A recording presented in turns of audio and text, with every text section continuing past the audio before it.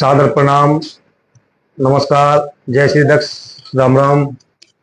मैं आपका अपना छोटा भाई और बेटा ओमकर्ण प्रजापति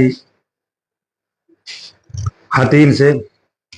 और बहुत ही खुशी की बात है कि आने वाली 14 सितंबर 2025 दिन रविवार, यानी कि 5-6 रोज हैं, और प्रजापति समाज की बहुत बड़ी मीटिंग होने जा रही है, जिसमें पलवल, फरीदाबाद, नूहू, गुड़गांवा से पूरे प्रजापति समाज के लोग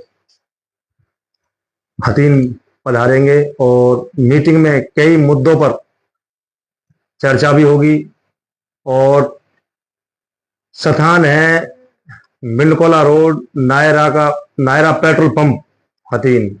और आप सभी लोगों का हार्दिक हार्दिक अभिनंदन एवं स्वागत है हथीन पधारने पर आने वाली 14 तारीख को। जय श्री दक्ष।